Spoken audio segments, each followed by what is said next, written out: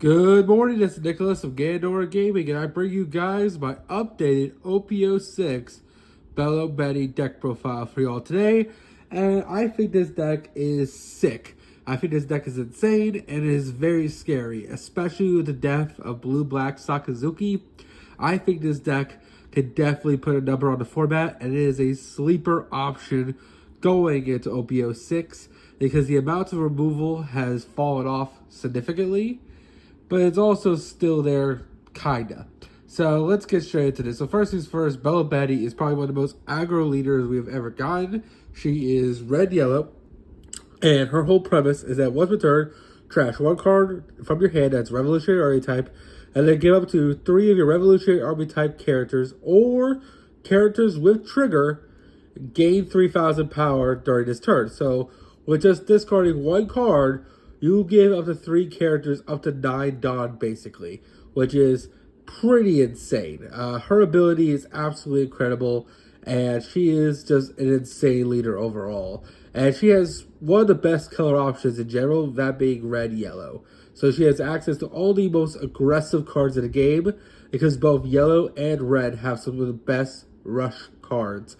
Now, she doesn't really typically play those cards, but she has access to them. So she's just a really, really great leader in general, and she can definitely put the pressure on your opponent very easily. You can easily kill your opponent before they even get to 10 Dawn and just end the game early. The sooner you get to the mid-game, the better, because this deck can kill very, very easily and is a very, very powerful threat.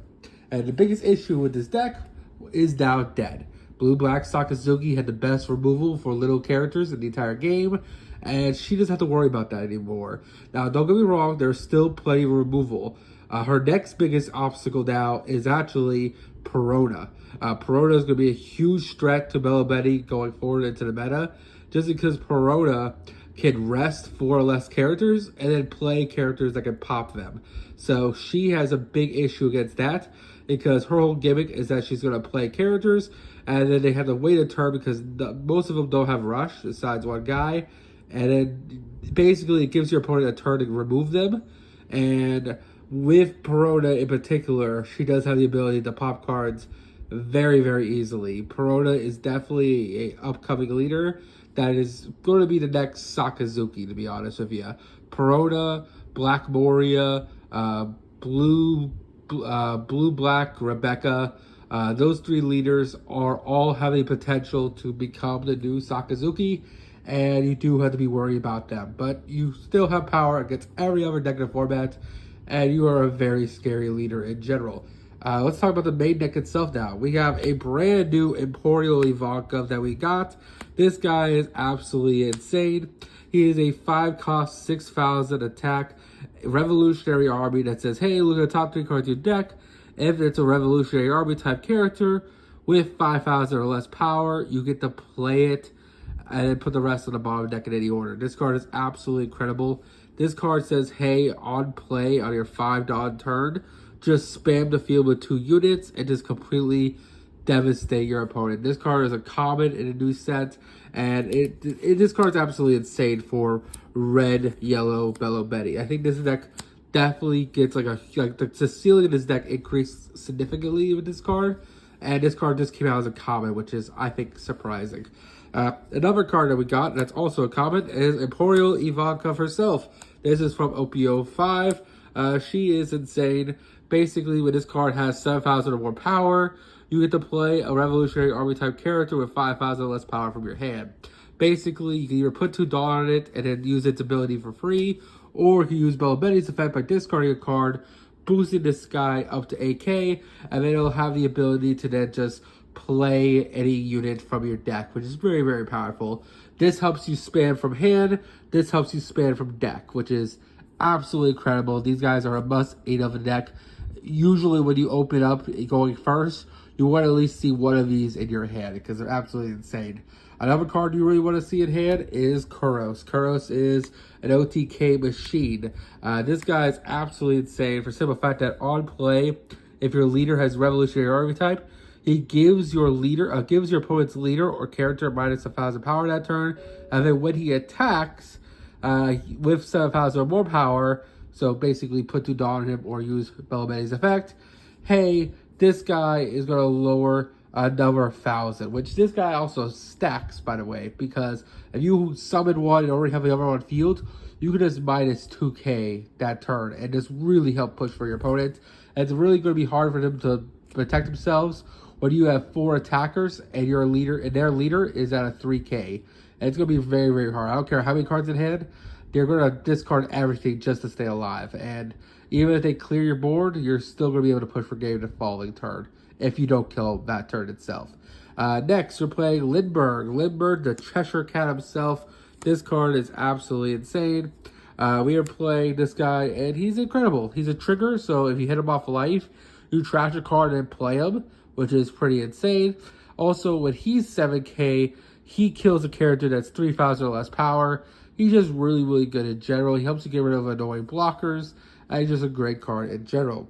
Next, we're playing for Morley. Morley is an in-game pusher. I don't like that he doesn't have a counter tool, but he is a 3k 5,000 that says, hey, if you use your leader's ability on him, or if you just put $2 on him, he's unblockable, which is pretty insane, especially when you're trying to push for game. I thought about cutting him down to 3 just because, hey, he doesn't have a counter, but he's just too good, and I feel like he's just an insane card in general. Same thing goes for Iwazuma. Iwazuma is a great card in general. He has Rush, and he's just a really great card and powerful. Basically, he gains Rush, and there's another character on field that you control that has 7,000 more power. And he's just a healthy card. Helps you push for game. All you need to do is put $1 on him, and he's already a 5k Rush character. And the fact that he's a 3 cost is just really, really good. The only way he would be better if he was a trigger. Next, we are playing for Koala. Koala is insane. Not only is this a really, really great 2k that we can play, but it also is a 2k with 3,000, so worst comes to worst, you can play it. Use its on-play effect to give a character minus 3,000, which you can use to kill using a Bartolomeo, or using your lovely, lovely Cheshire Cat over here, and just completely wreck your opponent. This card is insane, and is another must-have 4 of in the deck. Next, we're playing for Kubas. Kuba is just a great card in general. He doesn't trigger play him, which is amazing. But he's also, hey, on play, KO your opponent's character with 2,000 less power, which is really, really good because, hey, your opponent's playing little blockers. This card just, or just search cards. This card really just says kill him. And if you have Perona plus this, you're killing 5Ks, which are basically 4 costs, which is really, really good. Our last Revolutionary Army type monster we're playing is Belo Betty herself.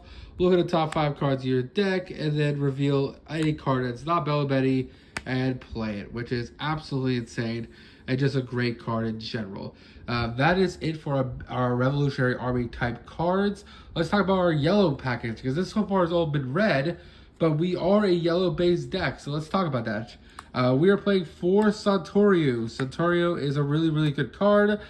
This card basically says, hey, I'm a 2k that can play itself from life. If you trash a card from hand, that's 5k. That's basically the only reason why we're playing it. It's a yellow 2k that has a trigger to play itself.